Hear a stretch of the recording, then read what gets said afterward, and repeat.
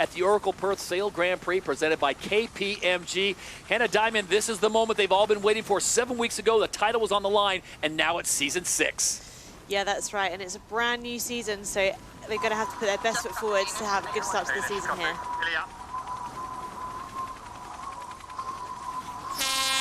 So here we go, day 1 of racing. We've got 4 races on the schedule. Stevie, this is one of those situations where you want to get off the line on time, but you want to make a big statement here in race 1. I think it's so difficult with this wing change that all the teams have had, so it's going to be a reset on how quickly the boats accelerate. Brazil have put themselves out of bounds already. Artemis penalty 2. That's going to be a disaster for them. They're going to have to drop behind the fleet at the start. Big unforced error there. Italy well positioned towards the bottom end of the line. That is the favoured position to start. It gives you a shortest time to mark 1. The fleet are coming back, well pressed together at the bottom of the line, but the United States have got space. France have got space at the top of the line. Delapierre, left-hand side of our screen on the French boat, winds it up with 17 seconds to go. Canada look to slingshot round the outside at the bottom. Where's the gaps in the line? Rolex pole predictor sits on the United States. France coming through the middle here. The 2026 season's going to get underway in 3 seconds. Watch for that line to turn white. Brilliant start by the Swiss in the middle of the line. United States perfect to the top, and now it's a sprint to Mark 1. How brave are you feeling? Keep working. You're ahead of Danes, just you and Aussies. I need more grip. Tiny bit lower, Hans. Careful, Aussies. Have a touch, guys. And they are off and running as they reach mark number 1, the first race of the Oracle Perth Sail Grand Prix. It is the Bones Flying Ruse that'll grab the whole shot, with US SailGP sitting in second. Oh, what a start from Slingsby. They were so fast on that first leg. Rolex sprint leader at Mark 1 for the Australians. Nice and simple all the way. So important leading at Mark 1. That's a big, decent gate to go down to gate 2 there. Top right-hand side of our screens where they're all headed right now. Canada are the first to turn away. They've got clear wind. I think this is a good move by North Star Canada. Great chance to make a gain, but the Australians, they keep it simple. They're going to try and minimise the manoeuvres down the leg here. Look how fast the Canadians are going. Top of our screen. Giles Scott and North Star Canada looking very good. Hannah on top. Also, it is France up there. Also, the new team branding, DS Team France. We'll keep an eye on them. But it is the Bones Flying Ruse, the 3-time champions, out in front right now in first place. US SailGP has dropped back to 3rd with Taylor Canfield. Canada have now got the right of way here, Hannah, but this bottom gate is going to be so compressed. Yeah, it is, and I think the Bones Flying Ruse have done a really nice job there. One less manoeuvre into these bottom gates. They look like they're going to be taking a left turn, and it should be North Star Canada. I think they'll have to take a right gate from where they are there. And it's a split course situation at gate number 2, the DP World Gate. It'll be the Bones Flying Ruse opting for the left-hand side of the course, and a big crash in the middle. Oh, massive misjudgment there by the Black Foils. They did not have the right of way on Switzerland. Switzerland manoeuvred onto starboard. Berlin couldn't turn in time, and there's been a huge crash at gate 2. 2 boats involved, and there is a piece of one of them. Oh, that's the back of the Black Foils, I think, Todd. They thought they could sneak across in front. Oh, massive incident. It's so compressed. The Bones Flying Ruse, well, they're gone. They are down the road here. Artemis up to 6th. Denmark coming around the outside of them. Penalty on North Star for not giving room to the US SailGP team. They're going to need to get behind the US team. So what was 12 is now down to 10 as the Swiss and the Black Foals of New Zealand look to be dead in the water. Meanwhile, the Bones Flying Ruse are off and gone. North Star Canada still with a penalty, sitting 3rd. The Americans sit in 2nd. Hannah, I was just about to say how impressive the Bones Flying Ruse. Glenn Ashby, he hasn't sailed a boat for a couple of years. I mean, he's a magician in this kind of boat, but he's back and the Bones Flying Ruse are just gone. Yeah, and we know how much easier it is to sail the boats when you can get in a bit of clear air, so they'll be really trying to consolidate this lead at the moment, but so much action back in the pack already. Stevie, talking about who that is, Glenn Ashby subbing in for Ian Jensen because of the injury, flown in literally as a super sub. Hannah, I got to ask you, how hard is it to come away and all of a sudden, oh yeah, by the way, we need you on the F50 foiling catamaran today? I mean, if anyone can do it, then Glenn Ashby is definitely one of the names you definitely want on your call list for that. But especially in conditions like this, it looks glamour sailing, but these boats are so difficult to sail, so you have to just jump in after one day's training. Leg 3 of 7, race number 1. We're scheduled for 4 as we see the Bonds Flying Rouge out in front. Here's the replay of the situation center of the screen. You see Switzerland, they manoeuvre. Not a lot of time for the Black Foils to react. I mean, it was a very tight turn, but the rules say as soon as you're on starboard tack, Black Foils must keep clear. And, well, quite clearly they didn't there. You can see the view on board the Black Foils. They try and set up to react to that turn, but they're a little late, and then he just can't turn in time. And there you go, massive contact. Oh, I mean, we haven't heard from the umpires just yet exactly what's happened with that. I'm sure they're having to look at the details. Everyone is safe. That's, of course, the most important news. Oh, look at that. You can see Pete Burling almost came jolted out. forward. Hey, not going to boundary here. So Pete Burling almost tossed out of his cockpit. I think he realized right then what had happened, and it was on him. Here is it on board the Swiss boat. And turning. Nowhere to go. I don't know if that was boundary. I don't know. Yes, I've just spoken to Chief Umpire Craig Mitchell, who's in the booth here, and it is a penalty on the Black Foils there. It was a port boat not keeping clear of a starboard boat, and they'll be disqualified from this race. But looking at the damage and the fact both boats have stopped, I think it's far, far worse than all news for the Black Foils fans. Meanwhile, back to live racing here on race number 1 of 4. It is Australia way out in front by virtue of that amazing start. Australia out in front, and then the team that is newly branded DS Team France, Quentin Delapierre, the same driver. He is in second. He's moved up nicely. Taylor Canfield, the Americans, sit in third, and North Star Canada in fourth, with Brazil now sitting in top 5 position with Butler Brazil and their driver Martini Grail. It's quite a shake-up. I mean, it's quite an open course, this. I think it is about getting your nose in front and kind of then executing things really well. So for teams like the USA, Canada, didn't probably have the 2025 season they'd want, then really encouraging. But also Brazil, I think of all the teams in the transfer window, Hannah, they probably had the hardest time. Yeah, I imagine they would have been disappointed to lose kind of 2 of those key players in the wing trim and the flight controller position. But I think, you know, it's the beginning of a season. They really climbed the leaderboard last year, but I think it's time. There's an opportunity now to really put some learnings in place. And on this nice big course we've got here in Perth, actually quite a nice race course to start with. There are the champions from last year, Emirates GBR. They are currently sitting in 8th place with Australia way out in front. Their lead over 5 minutes.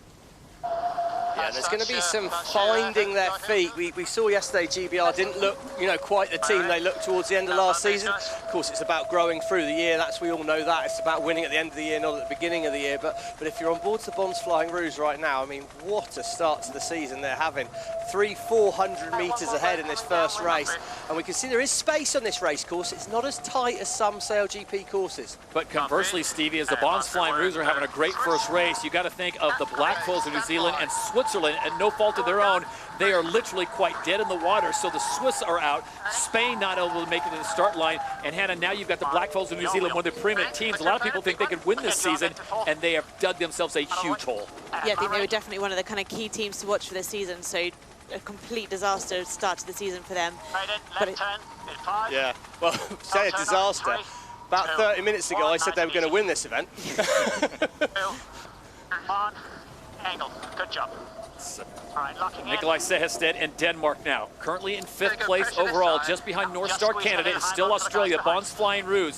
And their owner, Hugh Jackman, Ryan Reynolds, got to be happy about this, Stevie, as they are off and flying with a massive lead.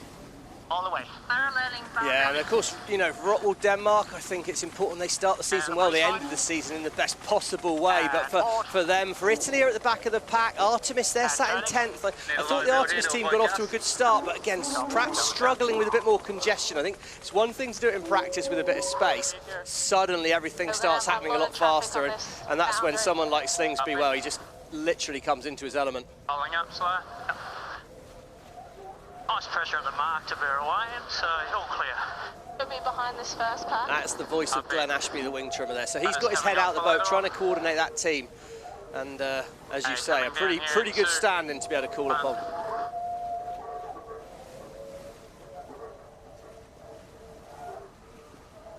so controlled as they take that left turn to bear away onto the final downwind leg of this first race.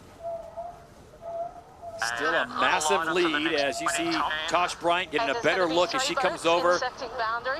Germany's the first. Adrian, tell me when we go. In the middle. I can't see when to go. Oh, Stand by. Board down here. Calm communication on board the Bons Flying Rouge. Meanwhile, it is DS Team France now on board. Yeah, interesting change on board DS Automobile France, actually, because Lee McMillan coming into the team, it's now gone from French to English language on board that boat, which is a subtle change, and it seems to be going pretty well right now as they're sat in second place and the rest of it, but it'll be interesting to see how that works when everything's a little bit busier. We're going to quickly drop back pre-start. We've got another little replay to look at here. Back to slide in that on the screen. See an incident here, bottom right-hand corner here. We're on board the Italian boat, and we're going to see Germany coming in underneath. Germany have the right of way, and we see the foil there. Wow, I mean, that was so tight. The foil did touch. Didn't look to me like there was any damage. But, well, they say rubbing's racing, but I'm not sure that's quite the case in this game. In 2, 1. And this will be the last gate for the Bons Flying Rouge at the right side of your screen. And then it's a straight shot to the finish line. And the opening win of Season 6, the Oracle Perth Sail Grand Prix, presented by KPMG, will go to the home team as the Bons Flying Rouge comes screaming towards the fans on the shore. And the victory in race number 1 will be theirs. Australia claims the win on home water. And that is your Emirates winning moment. Well, you don't start a season a lot better than that. That was clinical. First mark to last mark win, and then just stretched away from the fleet. I think the French will be really, really happy, to be honest with that, because they worked their way, had to overtake a couple of boats, had to take the opportunities they were given, and then they looked fast when they got the space, because they've also stretched away. So very encouraging start for the French team. DS Team France brings it across in their newly worked out kit as a good new paint job comes across the line in second place. Valuable points for them. Content Delapierre always good in the wind. And there you see the rest of the fleet trying to close the gap. And it will be US SailGP. Taylor Canfield opening up the campaign with a great podium finish in third place, Stevie, with 3 races to go today. But this is going to build some confidence for the Stars and Stripes. The entire fleet's delivered so we can go attack like the Aussies did. Copy, stand by. And the Americans cross safely. So that's 1, 2, and 3. Bons Flying Rouge, DS Automobile France, and US SailGP, your top 3 finishers. With North Star Canada, they're going to take 4th, and the defending reigning champions, Emirates GBR, look to hold on to 5th. Yeah, but they've cut the corner there, Todd. They've gained 2 or 3 places. Massively important points there for Emirates GBR. Really well judged on that last downwind leg. We can see Artemis in the background there are trying to get in and they can overtake. North Star Canada, decent start. Look like Sestead and Rockwell Racing looking like they want to close this thing down, possibly steal a point. They're going to run out of real estate, and they will have to settle for 6. So the Danes come in 6th place with Red Bull Italy and Phil Robertson. They'll be 7th. Yeah, Mubadala Brazil have dropped back. Artemis managed to dive inside Germany at that final mark there. They're going to gain a crucial point. Well, all teams will be scoring points after that disaster at gate 2. Mubadala Brazil, there'll be positive parts of that. Did drop back through the race, same for Artemis, and then Germany, Deutsche Bank. Well, the end of last season was phenomenal. The start of last season wasn't great, and their last boat to cross the finish line here of the 10 remaining boats, they're not going to be happy with that. So coming up on a minute to go before the start of the second race here at the ITM New Zealand Sail Grand Prix, Auckland, Rolex SailGP Championship. All right, Stevie, under a minute to go, I want to get your thoughts. What did you learn, or Hannah learn, from that first race that will transpire here in the second race? I think the top of the course is key. That's where you can make the big mistakes, is into sort of gate 3 if you're not fast there. But this pre-start is very, very hard to predict the acceleration. Look at those gusts of wind coming down. Darker patches, more breeze, better for your acceleration. But if you get there too early, or earlier than you planned on, you're going to have to hit the brakes. And we saw that timing was really tricky. Canada and late in again towards the bottom of the line here. Black foils at the bottom as well. All the boats start to manoeuvre back. Black foils cut the corner. Canada, it's a bit loose on board the North Star Canada boat. Los Gaias well positioned as well at the moment here, and it's now about lining things up. Bons Flying Rouge are liking the top of the course. Artemis has got the Rolex pole predictor on top of their wing. Can Outeridge convert from here? He could be shut out at the top of the line though. All about timing. France dive through the middle. USA, black foils, middle of the line, look well. Look for that line to turn wide. Outeridge timing at the start there, just early on board the Swiss. The umpires, Switzerland, early start penalty, go behind the whole fleet. My word, that was close. Costly. So close. Artemis racing at the top. They're going to be able to absolutely drop the hammer. They can wind it up over the top of the fleet here, but on the inside, Los Gallos, you have to be very, very brave on board Artemis if they want to lead from there. And at mark number 1, that is a thing of beauty. All 13 teams racing for the whole shot as Mubadala Brazil and Los Gallos out in front. Yeah, I think the interesting thing here, you see Rockwool Denmark manoeuvre away. They're going to be in control of things. Where Artemis was sat on the outside of the wheel, if you don't lead, you're suddenly out of control of your decision. Look how loose it is on board the Mubadala Brazil there. They've done a nice job. They're in a big patch of breeze. You can see how dark the water is there. Los Gallos and Mubadala Brazil are going to be well positioned coming into gate 2. Not easy conditions to nail those maneuvers, but you've got to be finding the pressure on the course, but it makes it much harder to sail the boat and keep it under control. You can see how hard it is just to get from one side to the other. And it looks good for the black foils and for Artemis at the moment there. They've got a nice angle. They've got back into good wind. Los Gallos have got the right of way. Black foils have got to make a decision here. We saw the right turn was pretty strong. It looks like Burling's going to try and slide across in front of everyone. He's not got the right of way. He's got to be sure. Wow. Oh, you've got to say, I mean, given what happened at the last event, he's not looking nervous out there, is he? I'd say he was pretty lucky that Mubadala Brazil had that little incident falling off the foil there, having to rebuild all of their speed, but you've got to be brave in this fleet if you want to win races. Todd, I'm going to try and throw it down and ask Lisa on the water out there. We can see the Los Gallos, the Spanish, heading in towards the Auckland shoreline there. It feels like there's more wind to the right, Lisa, on the course as we see a big incident between North Star and with the black foils. North Star having to take evasive action out there, and it's at the moment good breeze on board the black foils. They've got to be really careful that they manage to keep this locked in as we see North Star Canada really struggling. They are miles behind now. Just Rockwool after, but no issue.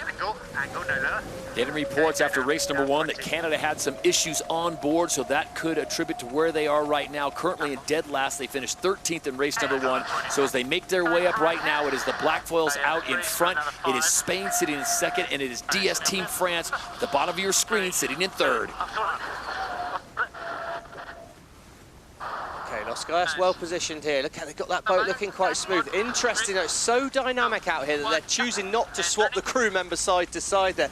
We could see the flight controller and the strategist on board Spain already early positioned, and as much as they've made a loss early on, it looks like DS Automobile and Los Gallos have made a gain. They've got the right of way on the black foils. Black foils need to stick this manoeuvre.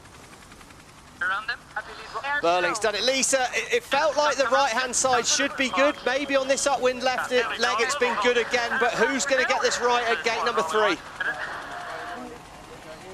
Oh, it's so tricky to call. I have been surprised that they've been turning left, but as you clear the grandstand, there's this big bullet that comes out of the harbour, and so I think that's what's working on the upwind. That's what they're getting right now. As you can see, they've made the manoeuvre straight away, so this is actually going to go advantage to DS Team France.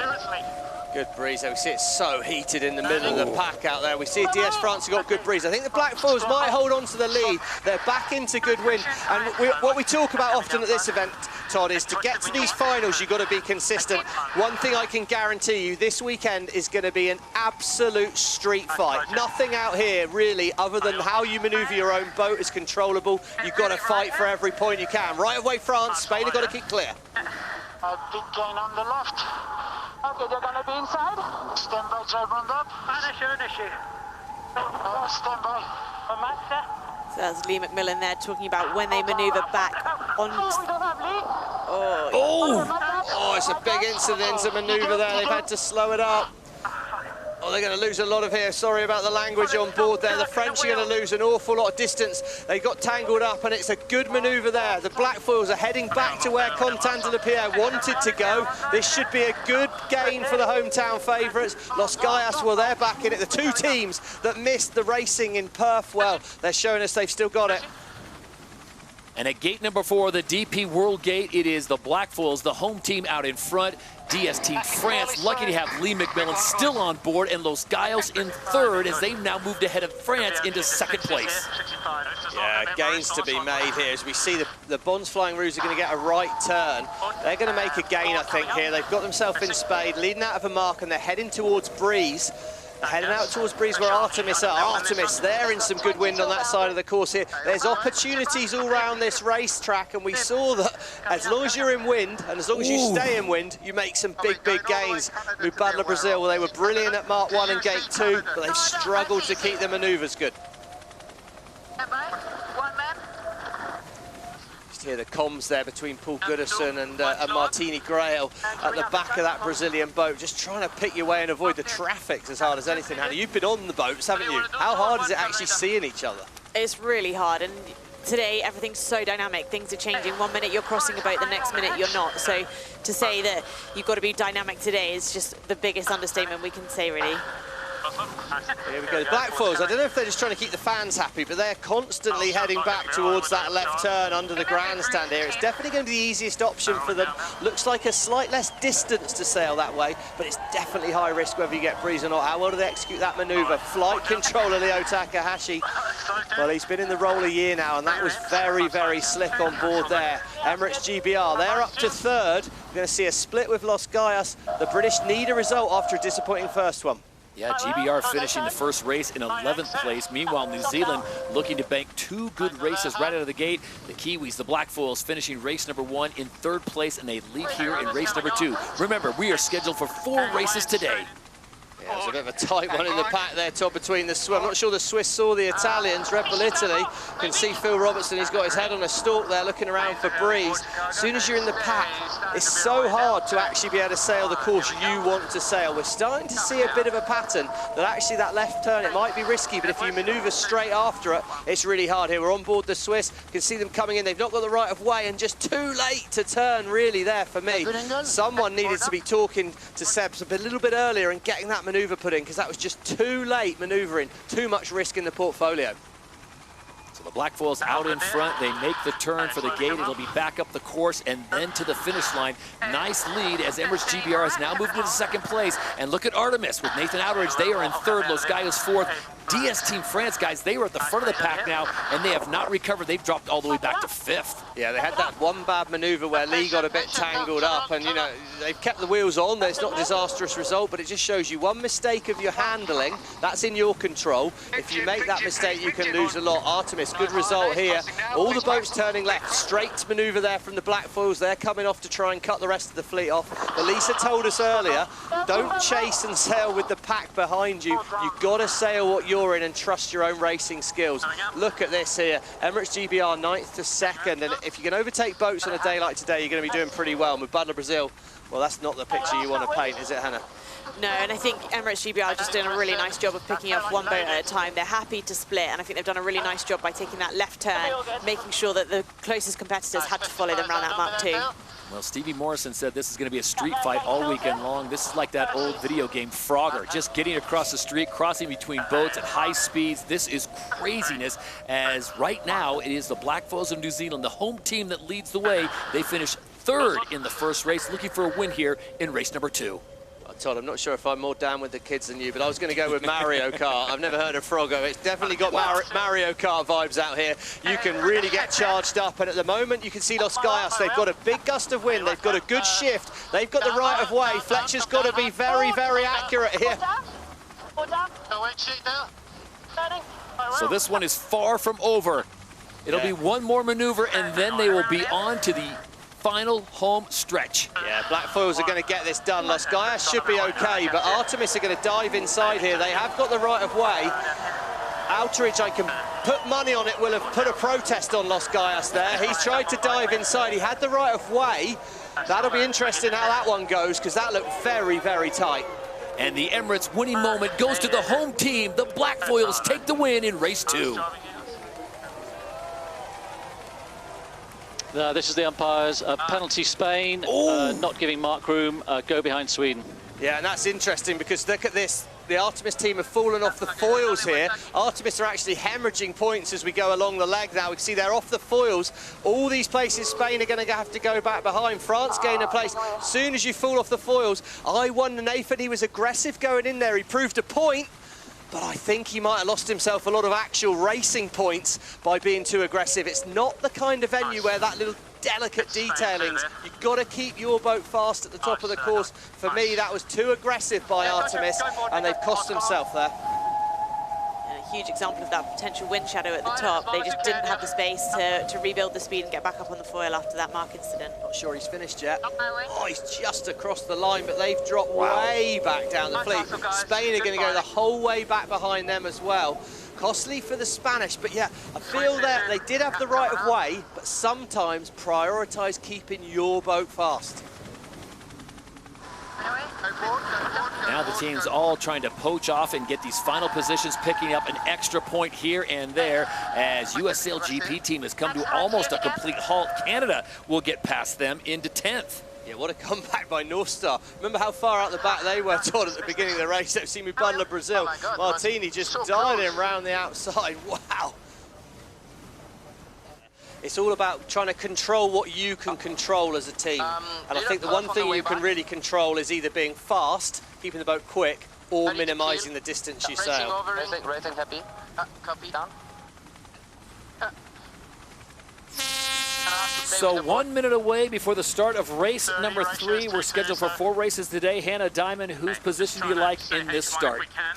Well, I think one big change we've had coming into this race, we've only got 4 people on board now, so some of those roles are going to be jigged a little bit, and I really like where Rockwool Denmark is, as long as they can get their time and distance right. I think leading back in these conditions is good. Okay, nice press there. Right-hand side of screen, the Rolex pole predictor sits on the US SailGP team right now. We've seen that top of the line being a pretty safe bet, but if you can make it there in time, USA and Spain are going to need to wind it up fairly soon. Artemis, middle of the line. Are they going to get a decent start? Yet to have a good one so far. North Star are struggling at the moment, and Rockwool Denmark and the Bonds Flying Rouge look pretty close to the line with only 16 seconds to go. The US SailGP team are foiling, but where's he going to put that US boat? I don't see a very easy gap to fit through. Phil Robertson on Red Bull Italy lines it up. We're looking for the line turn. White Australia are going to be over here. Massive tight incident at the top of the line for the US team. They forced the Swiss out of the way. Early start penalty, Germany, Australia, Denmark. Oh, Phil Robertson shut the door on the US and the Delayed Swiss at the top. starters, USA, Switzerland, Brazil. And Los Gaios from nowhere have jumped over the top. Right, I think it's important to just say right now, those early starters, the boats with the S at the top of the rig, have got to go behind everyone except for the Swiss and the US team, who are going to be really delayed at the gun here. So big penalty for them. Los Gaios, Diego Bottini looked like he was out the back, but somehow Moses part in the Red Sea really was his move at the top end of the line, and it's going to be a massive lead for him. And North Star, this is your chance, North Star Canada, going to be good at Mark 1 here, as the other boats are all just parking up here trying to get back in the pack. So a pair of Olympic gold medalists in Diego Bottini and Los Gaios as he gets the whole shot at mark number 1, and Giles Scott of North Star Canada. If he can get that boat up and foiling, the Canadians will look very good. Meanwhile, in the back, it is an absolute stockpile of cars and boats. It is like a gridlock on the 405.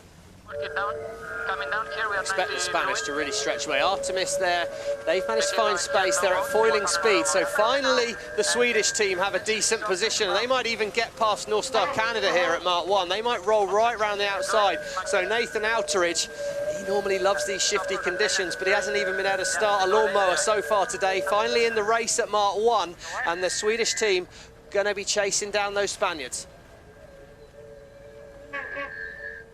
Really nice that they're up and foiling at that point as well, because it's much easier to get up on the foils when you're on that first leg than it is when you're going downwind.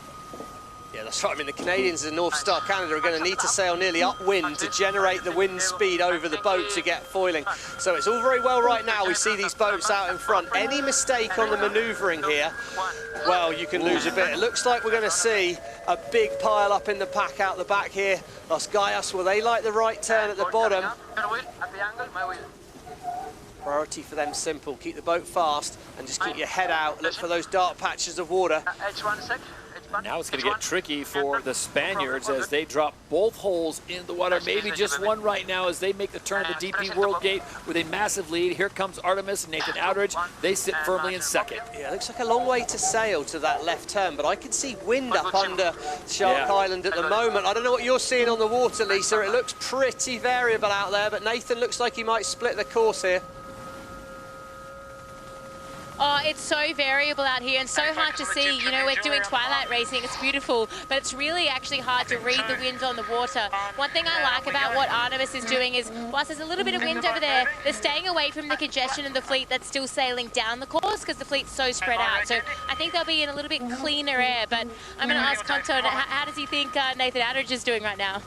Yeah, it's kind of a balance. I really like the left-hand side, but staying on the foil is quite key in these conditions, so we'll see what will happen to Nathan, but it's quite a good move. Trying to keep it just foiling if you can. Tell you what, the fan boat right there at the DP World Gate, they're getting a pretty good shot. I don't know if they're too close, but they are getting a front row seat to the best sailors in the world as Phil Robertson and Red Bull Italy sit in third place. Martini Grail's got Mubadala Brazil sitting in fourth. Emirates GBR has extracted themselves from the logjam. They sit in fifth place. North Star Canada, who looked to be in second but just didn't have the breeze, they've dropped back to sixth. Yeah, and you can see top of our screen there, Artemis Shower's leading at the moment. So he's heading out to that blue lay line. That's the line that suggests you should be able to make the next gate with no more manoeuvres, but a lot will come down to this manoeuvre. Andy Maloney, well, he's normally so slick on those wheels. Looks like a gain potentially here. As we see the Emirates GBR boat, they're foiling as well in the middle of the pack, so a chance to gain. If you're foiling, you're probably going to be gaining. What has happened to Rockwell Racing after finishing second in race number 1? They've dropped back 10th in race number 2, and they find themselves dead last here in race number 3. Just not got off the start line, Todd. It's so hard in that start box because it's so variable. Skyos, they're just sailing the boat nicely, aren't they, Han? Yeah, they're doing a really nice job. It did look like Artemis had made quite a big gain to them, but they've just managed to manoeuvre back, coming towards gate 3. And stay up on the foil, whereas Artemis have dropped off, which might have opened the door for Red Bull Italy, who are catching up quite quickly, actually. I think Artemis just maybe got a little bit in the Shark Island, but we're going to turn the boat away from the wing. Wing trimmer needs to adjust the wing sail. Flight controller's got to put a little bit of extra lift on as it takes the extra inside of the turn, but then don't put too much because the boat's going to accelerate and you've got to back it off again. It's so dynamic as they manoeuvre the boat there. Wind's changing, angle's changing, every control's changing, and we see top of the screen, Artemis. They're up and foiling again, but they've lost distance to Italy. They might be able to roll over the top of Red Bull Italy before this gate 3 here. Yep, rolling away in 5. Nathan doesn't look stressed out. No, he doesn't.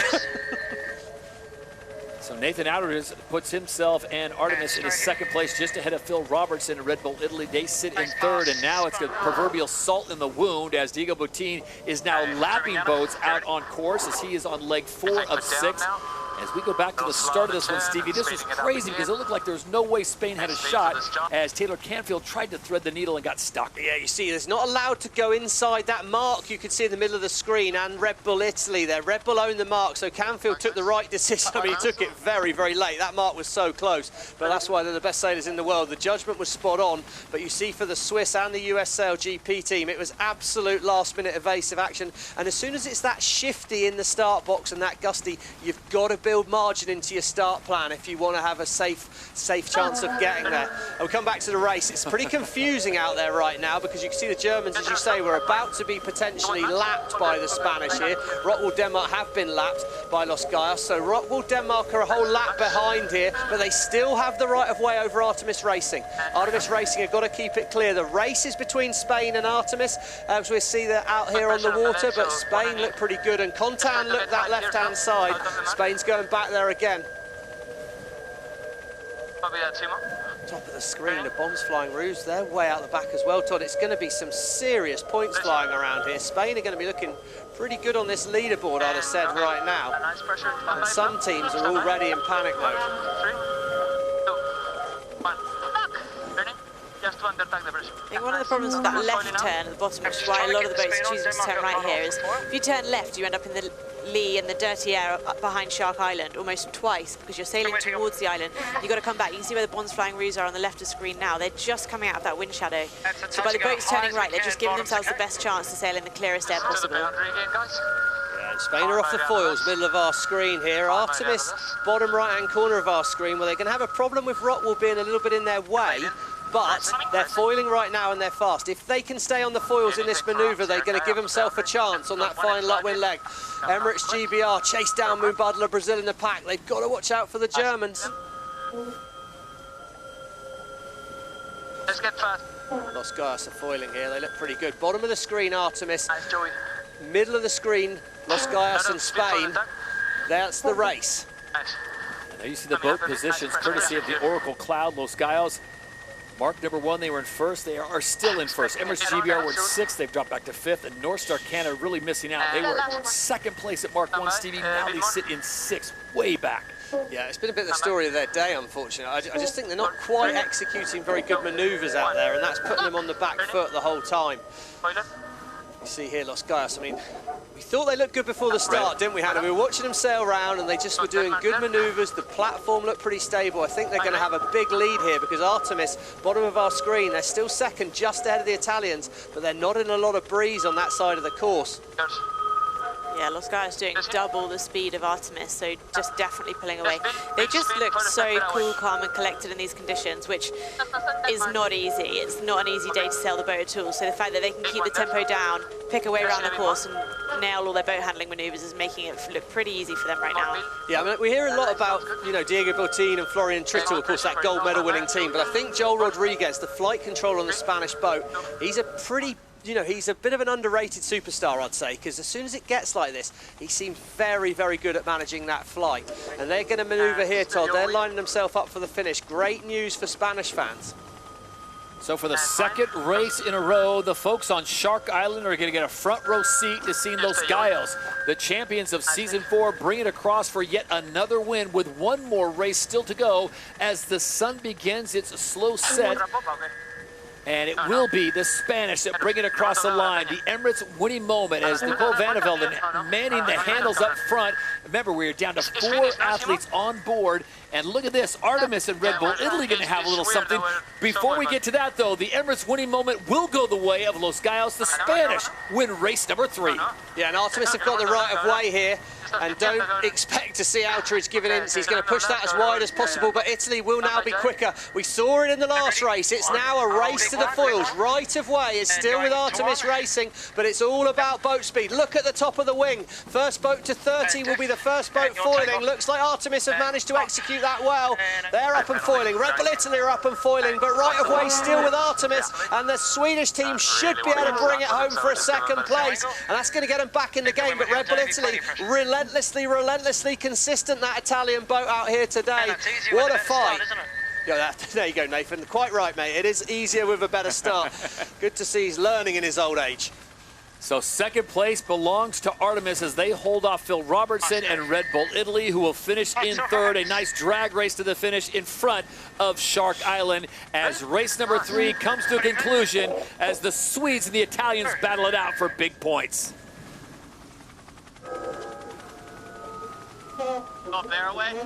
So now it's all about who can collect the most points towards the back of the fleet, and it looks like Martini Grail is going to try to hold off Dylan Fletcher, but same situation here, Stevie and Hannah, but this time the Brits are up on the foils quicker. Yeah, I mean, it's just so hard in these conditions to actually do. I mean, they're doing such a good job on board Mubadala Brazil to be in the fight at the end of all these races. And right now, Emirates GBR, they've got the right of way. Here you go.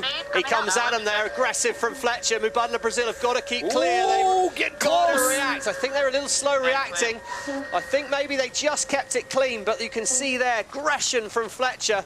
And he's going to go at them again, I'd imagine now. Suddenly now the right of way goes to Mubadala Brazil.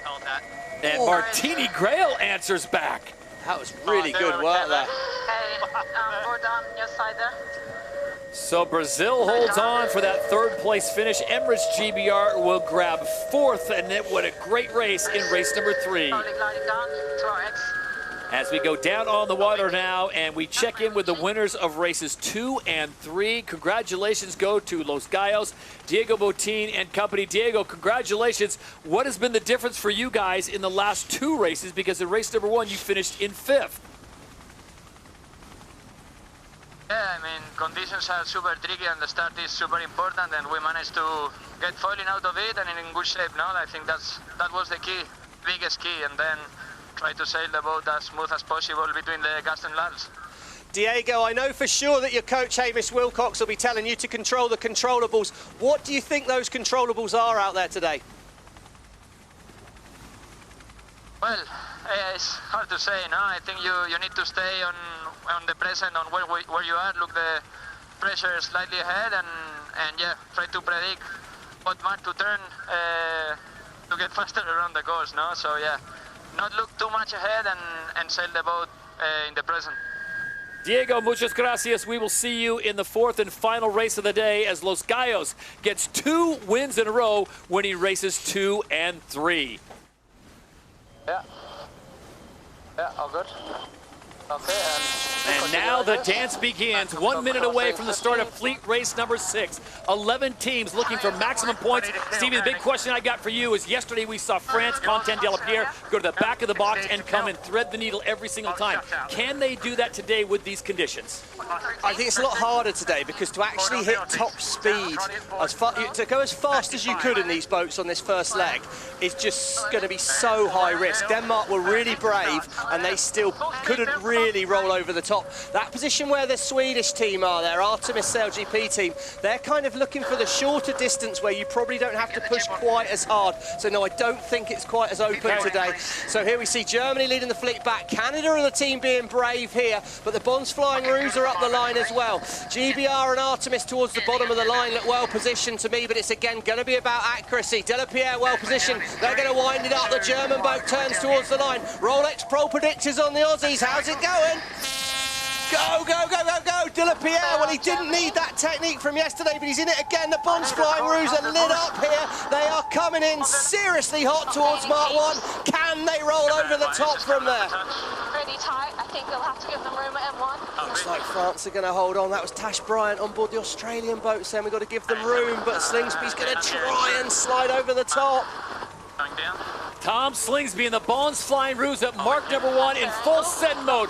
All 3 boats in the front, over 90 kilometers an hour. Have a look at it. Here, please. Stand by. Set up here, now they've got to cross the boat. It's bouncing around all over the show. Glenn Ashby, well, the footwork's still there, Glenn. Forward. Oh, hold on tight. Oh, touchdown, little slap on the water there. Get settled. Okay, that's an easy one.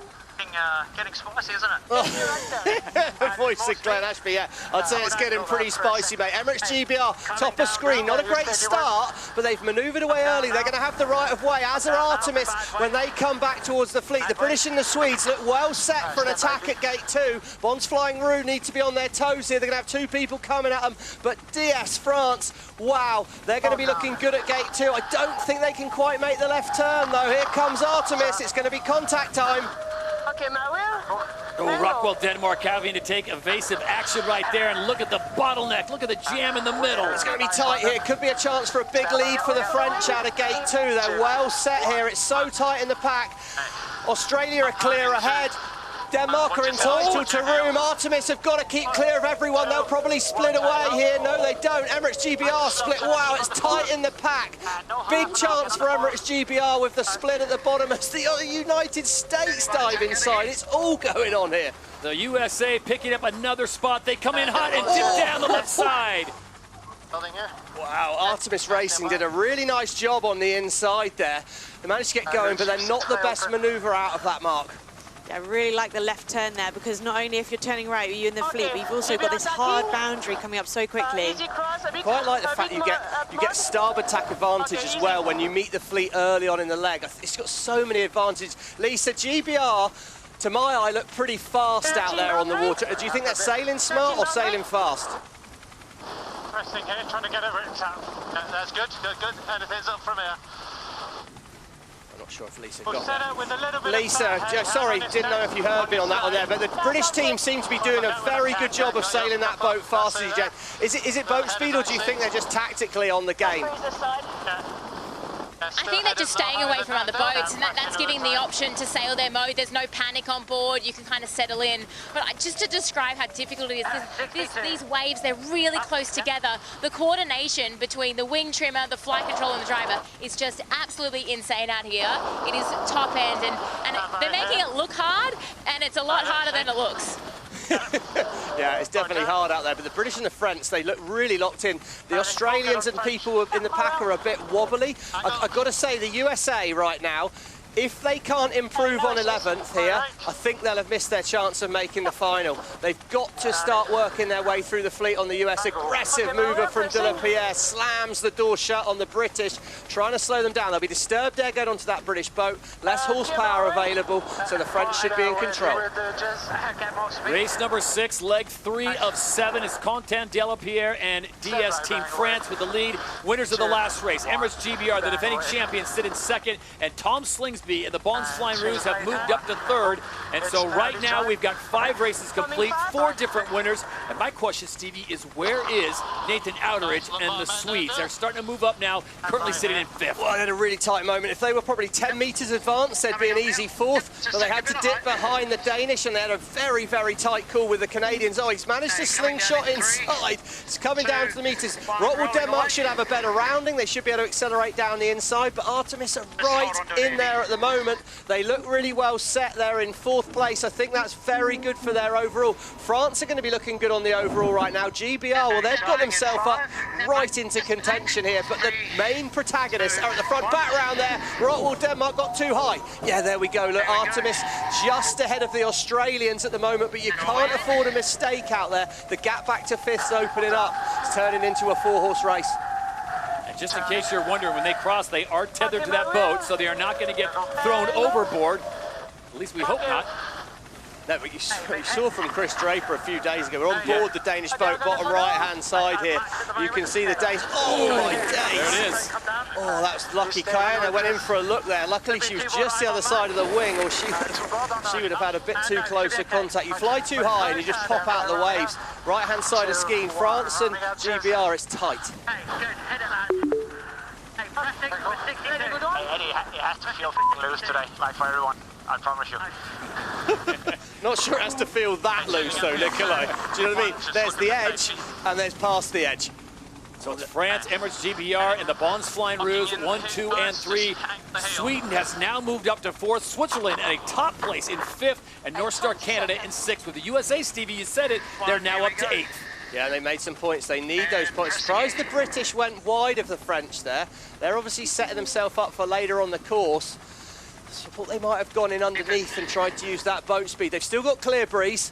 So the British and the France, this is now a real test of strength. And with those 2 teams at the moment well positioned for the final, which we know often is quite a boat speed race, this will be a real indicator. Here we go. Position at Mark 1. Look at that. Emirates GBR, 8th to 2nd. Fletcher's just not been starting brilliantly this weekend, but wow, he's made some good decisions with Hannah Mills after Mark 1 to work through the fleet. Hannah, when you get this many boats that have this much space, you look at the top 4, a penalty now for Artemis.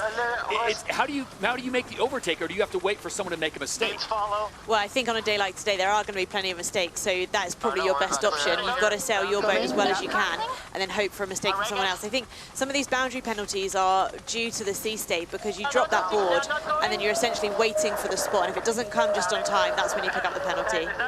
DS Team France out in front as they come up to the next gate. It'll be through this gate, down to the bottom, and then left-hand turn to the finish line. And Emirates GBR coming on hot. Lisa, what is the favored part of the course right now? Earlier it was the top right side. Now it looks like the wind may have shifted. Yeah, I think everybody's going to take the right-hand turn here. When you can lay it in these conditions, you just want to take it. Nearly all the teams chose that option, and it also means that they can minimize maneuvers. But it's a pretty tight battle here between GBR and France. Who's willing to push more? Starting to see a bit of a sort of establishment of the format there today, though, aren't we? GBR looked very fast in that first race. Australia did a nice job. Artemis SailGP team did a nice job as well. And those 4 have actually extended. When we think how fast, how close, that first race was, this one's really stretched out. And I guess what would be quite interesting if we could just get back into the booth, which we can't. But I wonder if the top teams are just better at learning from the first race. So they've all gone out there, it's all happened pretty quick, it's pretty tight, but then we've learned, we've jumped forward on things here. Rockwool Denmark, I mean, Sehested said, it's going to feel loose, we've got to push. Problem is, if you push too hard like they did, they filled up with water after that splashdown, they're now back in 10th, no chance of the final here. And as we look at it, USA, well, they've still currently just got a chance of the final, but I think it's a very outside chance. They need something, a miracle, really, from here if they're going to give themselves a chance in this last fleet race. This is leg 6 of 7 in race number 6. One more fleet race to go to the bottom of the course, the top of your screen. They'll make a left-hand turn and the finish line there on the left-hand side. So if Dylan Fletcher and Emirates GBR are going to back up that win they had in race number 5, they are running out of time as DS Team France looking very good. Penalty Germany, port attack boat not keeping clear. Go behind Italy. Oh, that would have been a messy one. Yeah, interesting. We saw the British effectively look like they might have followed the French down here, and I think they have to a point, but it's not about winning this race. It's about getting another good scoring point and not doing anything wrong. The French missed a ley line. GBR are going to potentially get it here, Todd. France have got to keep clear.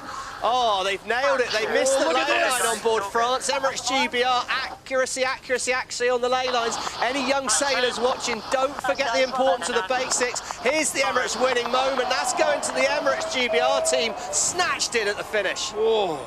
Breaking the hearts of DS Team France as they were looking for their second win. Remember, they won race number 2 on day number 1, but it's the winners of race number 5, Emirates GBR, the defending champions, that get the win ahead of France. Bons Flying Rouge come in for 3rd.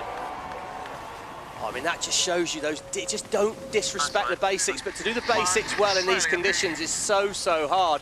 Artemis have done a nice job here, they're in it. Switzerland, good to see them back, 5th place, nice one, a bit of shaking up they looked in the first race, but sailing a bit more like we know how they can. This will be interesting to see how Artemis, with this 4th place finish, what that does to them in the overall, as Swiss and Sebastian Schneider involved in that incident yesterday with Peter Burling and the Blackfalls of New Zealand. They come in a top 5 position, and Giles Scott and North Star Canada, they will finish in 6th. Nice one. I think what's so interesting is Artemis is, you know, there's obviously so much experience on that boat, but a new team. And then you've got the Australians, so much experience, but they've had to fly in Glen Ashby. But it's still these sort of older hands that have raced this type of boat a lot, you know, that can deliver. Red Bull Italy finished 2nd in race number 5. They'll have to settle for 7th in race number 6. And it looks like the USA will pick up 1 position, Stevie. They were in 9th, they'll come in 8th, but I'm with you. I think they needed more like a 6th or a 7th to really give themselves a fighting chance here in the final fleet race, which is coming up in a matter of moments. Yeah, they're going to need a big slip up from one of the top teams. I mean, I'd come back to the fact that it was a great day yesterday for the US, and you know the teams just haven't raced in these conditions, so they're going to be learning a lot out there. I don't see this as like a sudden meltdown or anything like this. It's just a new experience. I mean, Rockwool Denmark, look at that, back in 10th, and they've come off the foils again there, pushing too hard. You've got to know where the limit is. Find the limit, but don't keep going over it. Yeah, it's interesting that Nikolai pointed that out, isn't it? It feels loose on board all boats, but you do have to know where that limit is. I think so, especially when you're foiling. You know, it's all very well. You can't sail around at 60% of your potential. You've got to get to. But if the limit for the day is to sail the boat at 80%, sail it at 80% relentlessly. Don't try for 90 when you know that's not right. Nice. Turning up. And go. And with that, we are 1 minute away from the start of the event final here in Auckland. We will check in with Lisa Darman as soon as the race gets underway. But Stevie, to your point, in the distance, you see that storm coming, you see the rain, you see the wind. So they're trying to get this race in before it gets too hectic. Yeah, that's right. We see our AI graphic here, which just shows what a dominant force these teams are in terms of the wins they've had versus the racing they've done. As we see there, 13 event wins for the Australians, the Bons Flying Rouge. They know how to do it, but it's been Emirates GBR that have been the ones doing it lately, and it's all about acceleration into this start and picking your time. First to turn back, Emirates GBR. Fletcher controls things, but it's the Bons Flying Rouge that are going to set things up. It's going to be a dive inside here by Tom Slingsby. We're right above the fleet now with 13 seconds to go. Look at the colour of the water. The wind rose bottom of our screen shows 45 kilometres an hour. It's windy. Spain's got them all trapped at the top. Los Gallos have control. He winds it up. It's going to be very, very fast as the line turns right. What a start here by the Spanish. It's loose. It's really, really loose at the top. It's so, so windy. You've got to manage your power across here. Don't put the foot to the floor. And it's the champions from Season 4, Los Gallos, Spain. Look at the speeds, over 90 kilometers an hour as they hit mark number 1 here in the event final in Auckland. Oh, you've got to manage how fast. We're nearly at 100 kilometres an hour on board the Spanish. Everyone driving these boats is an Olympic gold medalist. Everyone driving these boats is a SailGP champion. This is the best of the best. And the Rolex sprint leader is Los Gaias. They've got control. Can they keep things smooth around the course? Early manoeuvre, rain coming in top right-hand side. Lisa, it's all changed in the last few minutes. Yeah, so full on. As you can see, just trying to tame these F50s is so difficult. But, you know, now they've got through Mark 1, the next challenge is this roundup. The rain's pushing in now, so it will settle down a little bit, but it's full throttle out here for the final. Definitely feel it's not full throttle. They're all backed off, trying to hold things and keep it safe. Have fun here, big picture, okay? What does he mean by big picture? In my opinion, what he means by that is this is the long game. Let's not make a mistake early, push too hard, get too fast, rounding up here. A lot of power as you turn up through the wind.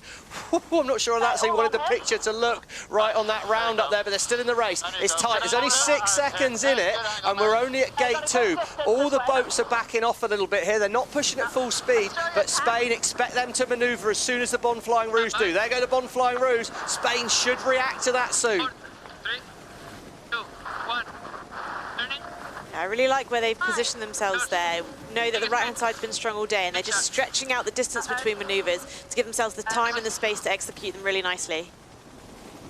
Yeah, it's going to be a good move here. MXGBR, the advantage of being last sometimes is you actually get to put the attack on, roll the dice, as it were, a little bit early. As we see a manoeuvre by MXGBR, how well can they turn the boat through the breeze? Good tack. Great tack by the British, but you can see they're nursing the boat through the wind. And on our ladder lines with the wind shift it is at the moment, well, it's MXGBR in the lead. So halfway through the event final race here, and it is ironic, Stevie and Hannah, these are the only 3 teams that have ever won a title in the 6 seasons of SailGP. And it's neck and neck, Todd, right now. Bon's Flying Rouge manoeuvre, they won't have the right of way, and I would have thought there's more wind to the bottom of our screen, Hannah, but it's so tight wind shift-wise.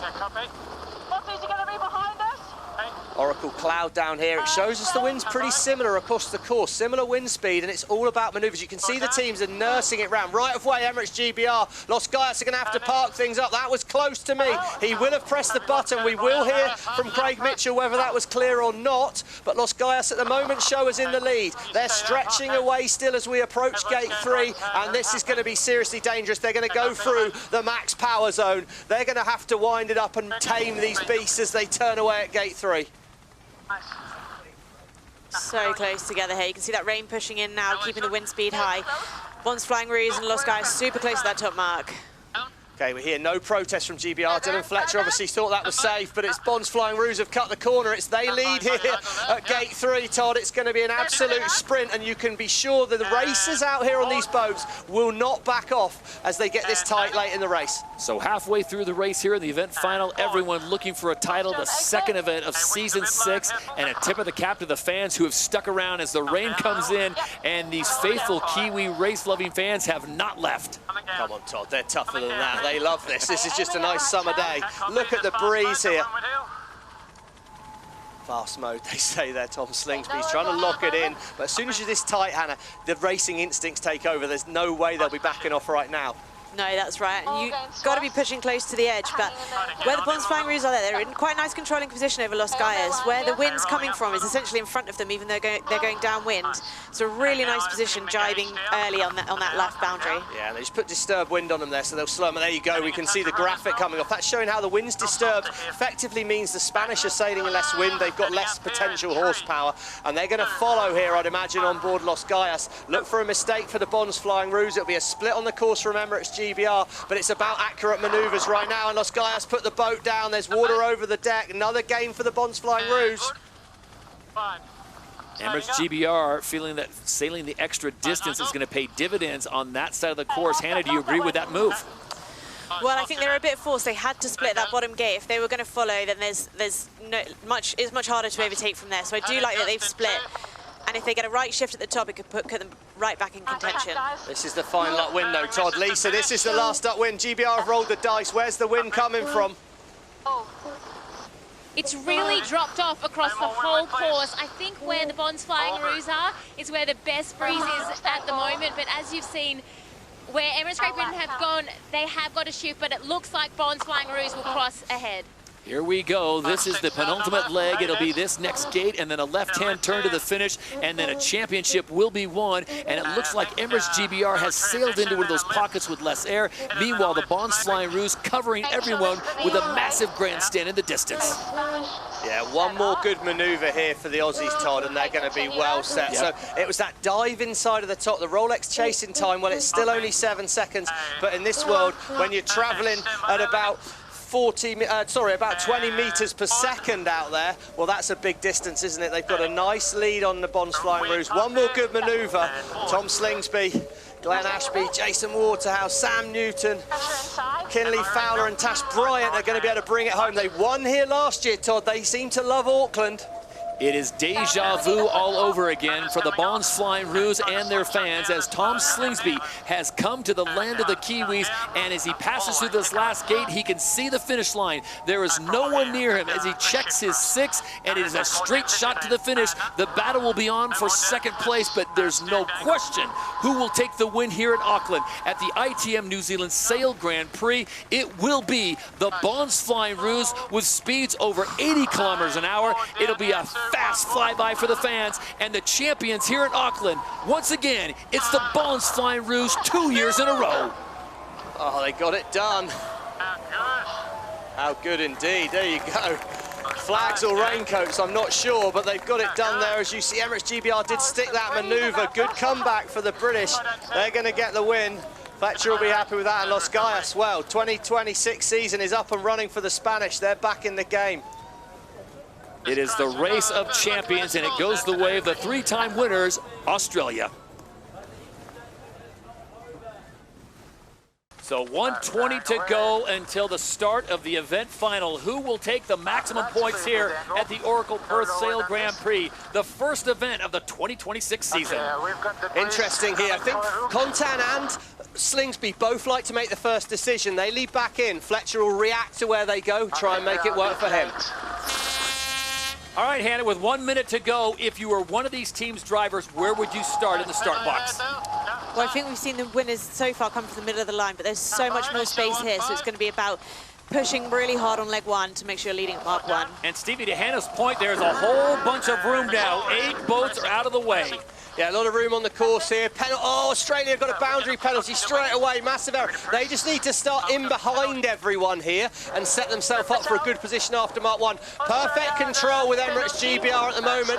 It might be possible for Fletcher to squeeze the French way out over the top. Think maybe the French are safe. It's going to come down to an acceleration battle, and I think how happy they're willing to be to push towards Mark 1. Fletcher still has control. Slingsby must be behind when this start happens here. Rolex pole predictors on board Emirates GBR. They're way away from the line. Here they go. They wind it up on the British boat. Boats are going to be coming in hot here. The French are hanging in. Look for the line to turn white, and we're going to be go. It's go time in Fremantle. Emirates GBR perfect at the gun. They've got their bow forward and they're on the inside. They have to leave from here, but look how hard the French are pushing.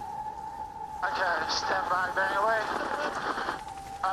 Here we go. Slingsby's cleared his penalty here. He's going to look to slingshot down off of this mark. He's going to try and dive inside here. French should be able to wind it up and look to dive as well.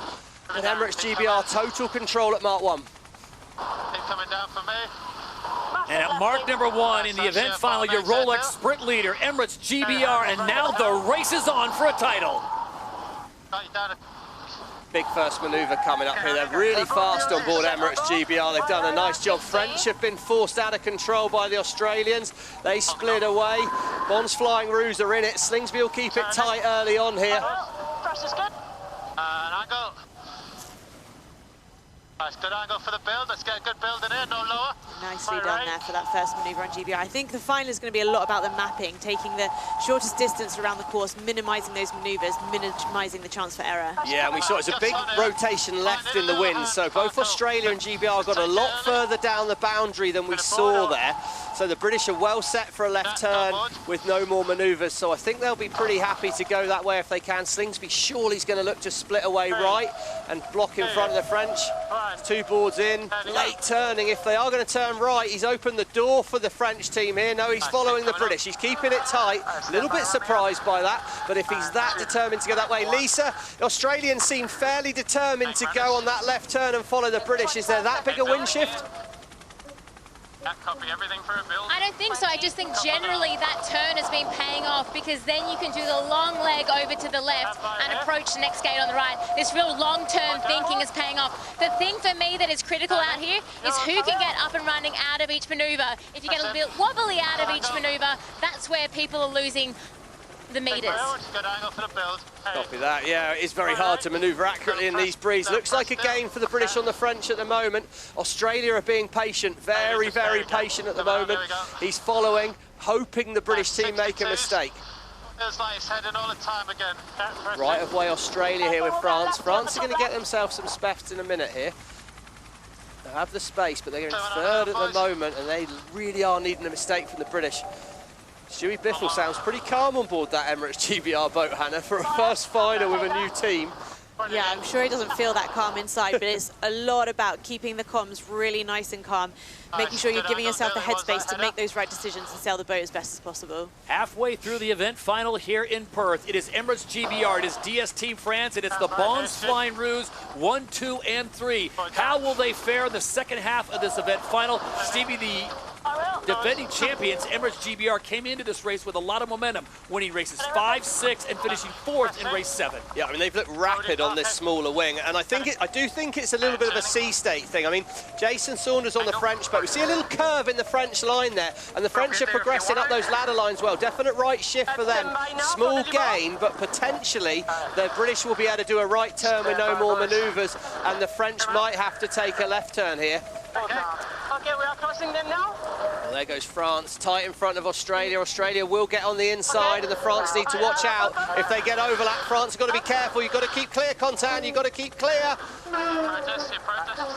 Oh, they're going to hit the protest button. Oh, it's really tight. British did manage to get away on a right turn, I think. Yes, you can see their entrails there, and the British are gone. Big gains there for the Brits. The French almost were back in it. That penalty was for not keeping clear, but it will wash off immediately. There it goes. And Emirates GBR, well, it's easy to make a mistake, but they're going to have to make a mistake to let one of the teams in. I mean, it's so nice, Hannah, if everyone follows you around a mark.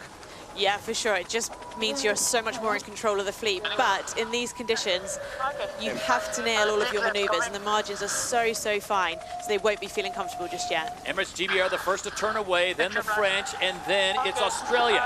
1, 2, 3. That's how they sit right now. Halfway through is down to the bottom of the course, back up, then down, and then the left-hand turn to a title. See how tight those average speeds are there. The Oracle Cloud telling us what's going on out there. And of course, average speed is so crucial. The Australians doing a nice job of sailing a bit less distance. That's how they'll be ahead. If you're not going as fast, you've got to sail less distance to do that. But the French, they know how to push, and they just got themselves out of shape with 30 seconds to go to the start. But this one's not over yet, although Emirates GBR look pretty well set right now.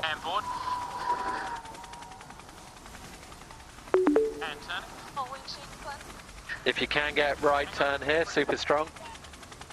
So that's the coach coming from on shore. I think that was at the top gate though, Todd. I think that was at the last gate rather than here, because the left turn at the bottom has always been stronger.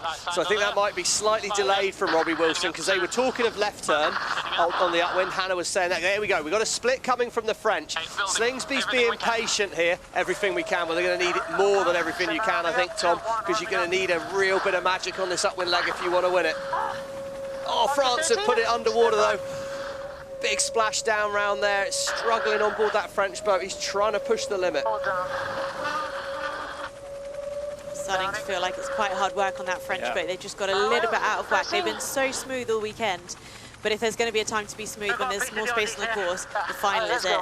Let's go down on the water. Lisa Darman, and Lisa, with just a leg and a half to go here, is there anywhere, anything the French could do or the Australians to catch the Brits?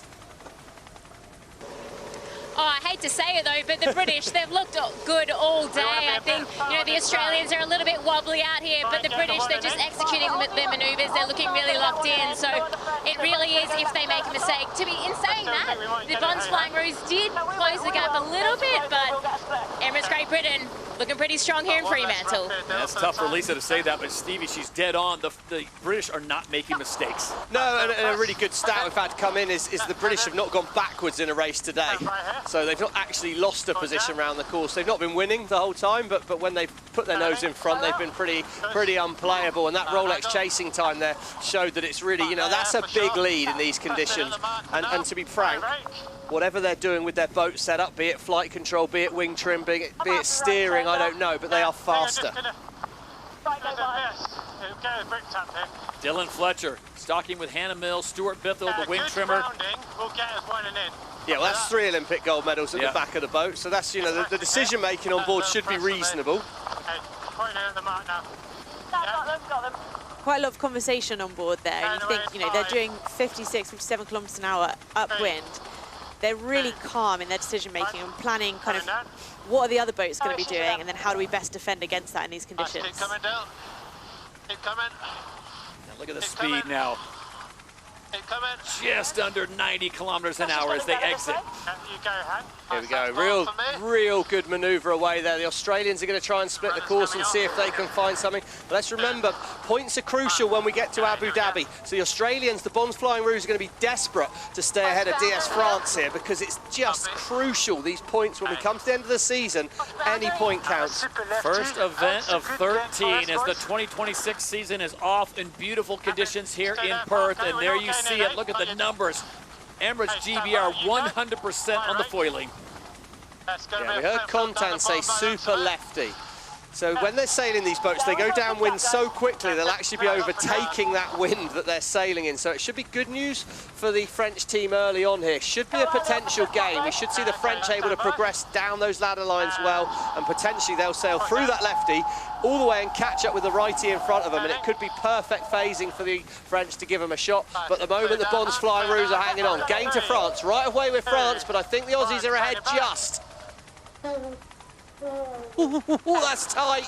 Oh, that's really tight. Right, one more manoeuvre for France. The Bonds Flying Rouge, they've got to do, oh no, sorry, 2 for France. It's a right turn at the bottom this time. They'll be, oh, Emirates GBR are going to wind it into the finish here. And it is Emirates GBR that make the right-hand turn. They see the finish line. Emirates GBR open the 2026 season with a spectacular title defense and get the Emirates winning moment. So good. So tight. Look at the top of the screen there. French 2 manoeuvres. They're going to be slinging round. The Australians are going to be faster, but they've got to keep clear. Right of way, France. Boat speed with Australia. It's a drag race for this point and second place. Who's going to cross the line first? It's maybe going to be the Australians, is it? Oh, the Bonds Flying Rouge. Wow. Wow. What a finish by the Australians. They changed it up with a right turn at the finish there, keeping us on our toes.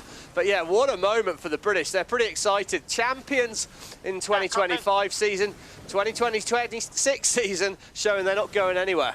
Yeah, we're trying to decide if there's much wind out of Mark 1. It definitely looks like where we are sitting here at the windward end of the line, there'd be enough to get foiling, and you can see GBR and USA popping a hole there. But yeah, it looks super light down that first run, so it's going to be all to play for sure. Pete, as we get to 2 minutes to go before the start of this race, when you get into an event final like this, and you've been in many of them, and there's just 3 boats out there, how much are you racing against the other 2 boats, and how much are you trying to basically just stay away from them and not just get in their space? Well, that's definitely the trick, is to, you know, if you can be the boat that's in free space away from the other 2 going fast, you normally lead at Mark 1, but definitely easier said than done. You know, all 3 boats are a long way apart at the moment, so it'll be pretty interesting to see how this plays out. They all seem to be setting up super high in the start box, and obviously the Spain are coming in super late there, so it's pretty unconventional what's going on at the moment, but yeah, going to be a fun one to watch. Yeah, it's going to be an interesting one. It's interesting to Pete's point. They're all saying that towards the top end of the line, so more to the left-hand side of our screen, that's where there's a little bit more breeze potentially. So don't be surprised to see the boats trying to hit there to find that extra wind to get foiling at the gun. 1 minute and 7 seconds to go. Spain, by coming in late, they get to make their plan based off what they see from everyone else. So T-minus 1 minute before the start of the event final here at the KPMG Sydney Sail Grand Prix. Will it be the USA, will it be Great Britain, or will it be Spain walking away with the 10 season points? Spain late to manoeuvre. I think Spain are going to be very close to being late already here. There was an aggressive little manoeuvre by Emirates GBR, and we can clearly see the plans from the two teams. Emirates GBR trying to control the shorter inside route. Still feels early. Could be good news for the Spanish. Canfield very, very early at the line. Rolex pole predictor sits on him.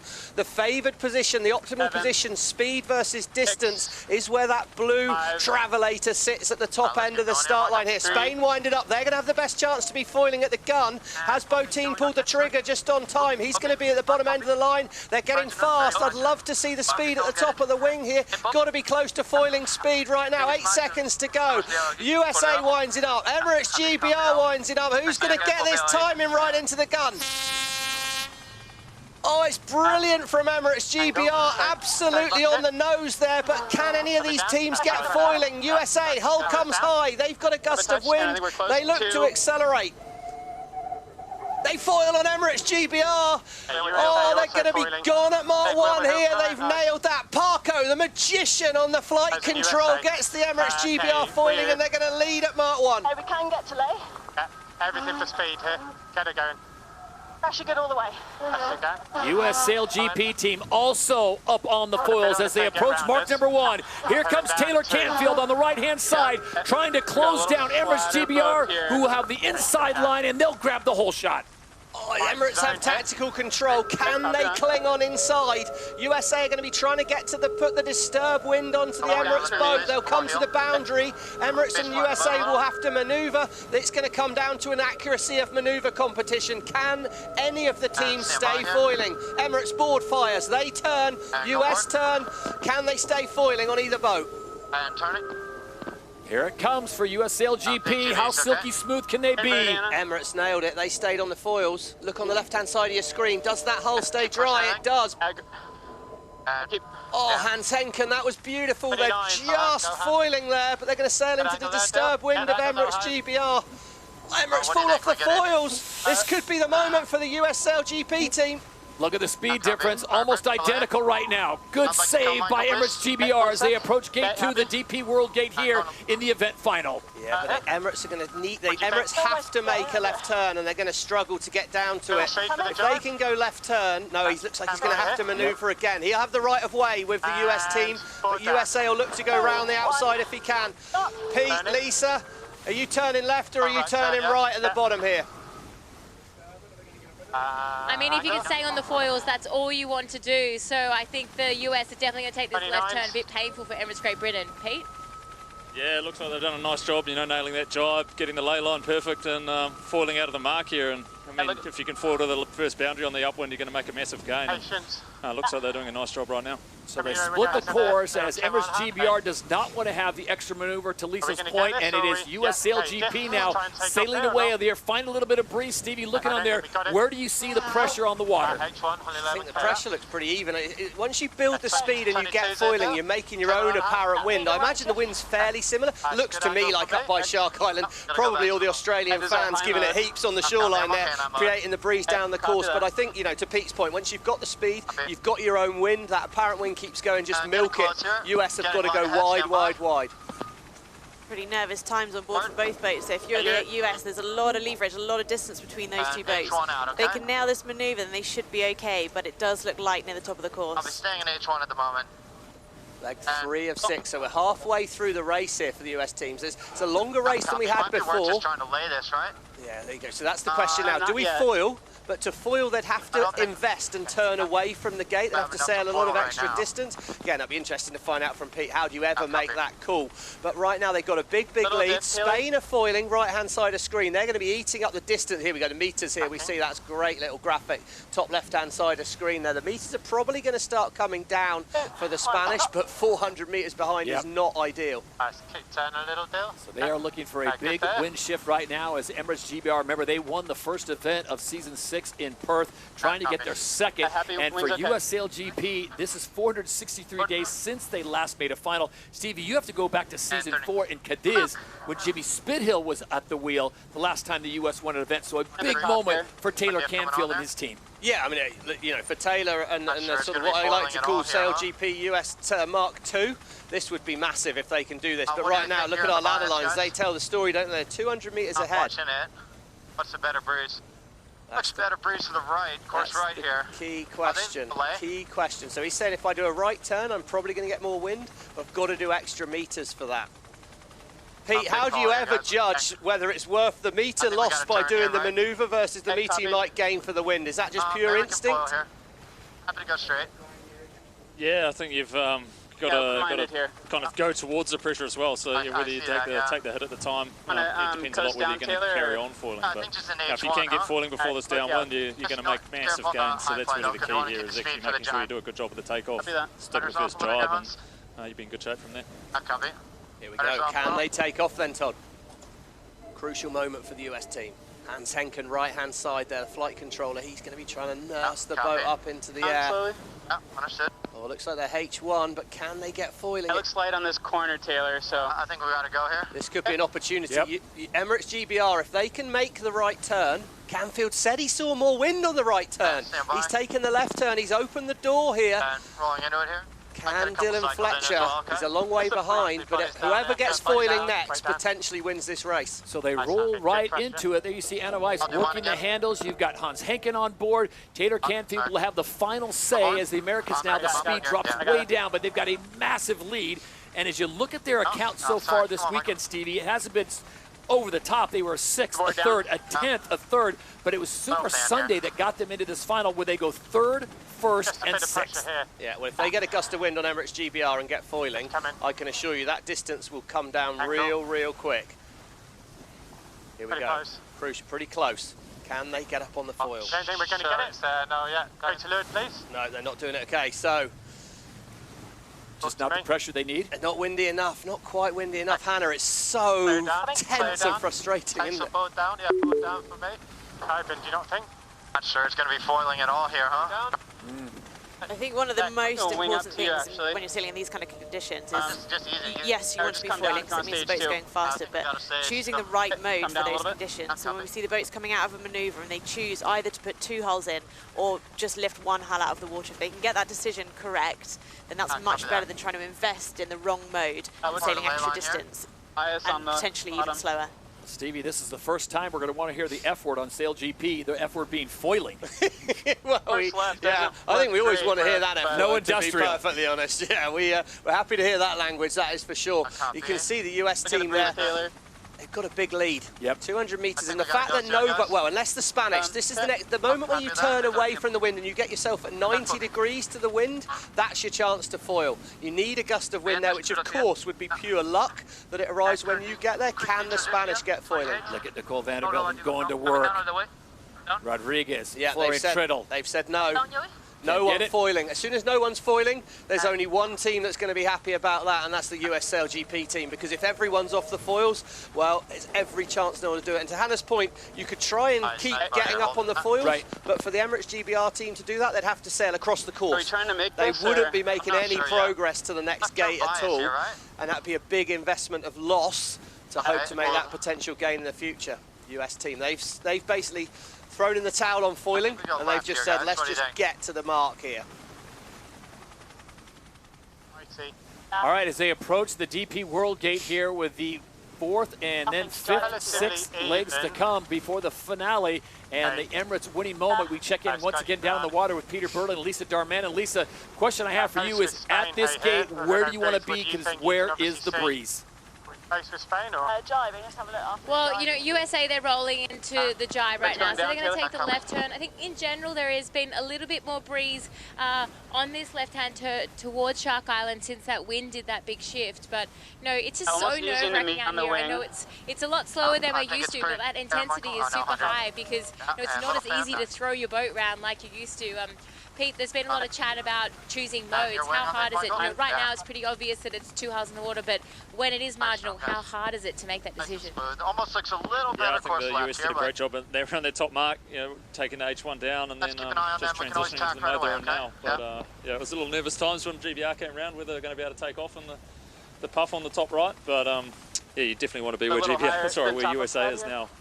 They're doing an awesome job. Okay, Pete, well, tickets have just gone on sale for the 5th and 6th of September in Valencia. Have you got any hope for our Spanish fans of being able to make a comeback, or does this one look locked down for the US team? I'm coming up a little here. Well, it looks like they just brought the top marks down a little bit to keep us close to target time. Yeah, I mean, for me, there's still a chance of Spain to get GB, but I wouldn't give them a massive shot of getting all the way to the front from here. So you're saying there's a chance, Peter Burley. So right now on leg 5 of 6, it is US SailGP team out in front looking for their first event victory since season 4 in Cadiz, Spain. As they will nurse this thing home. This isn't speed chess. This is very tactical, and they're going to have to get this right. But a massive lead, Stevie, that they picked up on leg number 3 has put them in this position. Yeah, they'll sail all the way to that blue line that you can see just in front of them. That's the theoretical ley line. So if they manoeuvre on that, they'll be able to make it to the next gate with no more, well, with only one more turn required. But by getting to the line and then being able to hit that blue circle that comes with it at the top there as we're on board the Emirates GBR boat here, and you can see they're miles behind here. They've had to do an extra manoeuvre. That circle, if the US team enter that, then they own the mark tactically as well. I mean, it's very unlikely that's going to become a play right now, but for Canfield, yeah, any US Olympic team could be the man for your curling team in 4 years' time, because he is ice cold in these tactical conditions. Hey, 3. So as Emirates GBR try to hold on to that second position right now, and Los Gallos Spain holding on for third, it's a good time to focus on US SailGP team. Stevie, this team's been under a lot of pressure, obviously. We've had events in the US they have not been able to win, so they are feeling the heat. But coming up on May 30th and 31st, tickets available for the New York City event, and this could be a hot team coming into that event, their home venue. Remember, only one stop in the States this year, and it's in the Big Apple. And here we go, rolling into it. That will be the Mubadala New York Sail Grand Prix on May 30th and 31st. So they make the turn, and this will be the last maneuver for US SailGP and the fans on Shark Island with a front row seat. Yeah, and as we see that as well, it's done here. What's interesting, right-hand side of screen, Spain, tactically, I kind of like where they are. They're going to have the right of way when they meet Emirates GBR at the top here. Remember in Auckland, it was Emirates GBR that dived inside of the Spanish at the final mark. Opportunity to get a second place, and remember, it's a long, long season. Every point matters, and Los Gallos will be desperate to get back to that grand final in Abu Dhabi at the end of the year. But what a result for the US SailGP team. Let's let them enjoy it.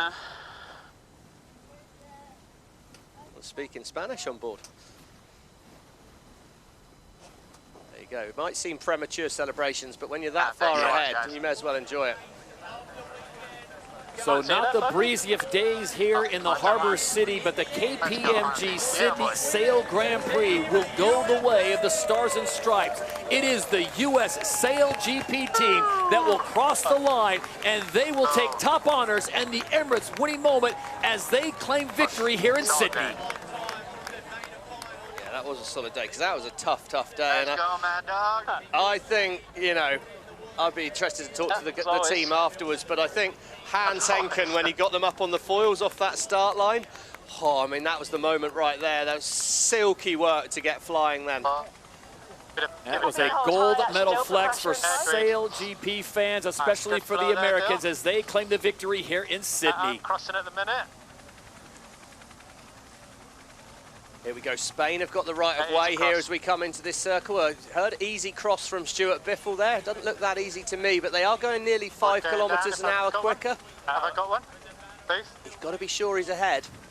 Really tight. Right of way Spain, but Emirates GBR, if they can squeak round the front.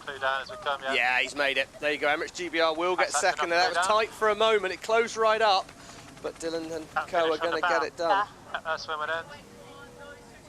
Well, what's amazing about SailGP in Season 6, Hannah Diamond, is you look at the parity. The first event went the way of the defending champions, Emirates GBR, as they defend their title from the year before with a victory in Perth, first stop for SailGP. And then the second event in Auckland, the big collision between France and New Zealand, that win goes to the Bonds Flying Roos. And here in Sydney, Australia, it's US SailGP. So 3 events, 3 different winners. Yeah, it's really shaping up to be a great season with so many boats able to take a win at each event. But it's all about being consistent across the season, like you say, if you want any chance of reaching that grand final where it all counts at the end of the year. Yeah, and we're leaving this first sort of, I don't know, almost call it the first leg of the tour, the down under section here. We're going to move across to the Americas next, and yeah, I mean, Emirates GBR, all right, they finished second here, but they first, second. I mean, consistently, and in terms of the race to the final, wow. They look pretty solid on that boat. Wasn't a win, but second place, and that'll be great season points for Emirates GBR as they continue to defend their title from season 5. A good performance from Spain. Hannah Diamond, we talked about it during practice on Friday. They looked solid, and while they would want the win, finishing the top 3, again, more season points.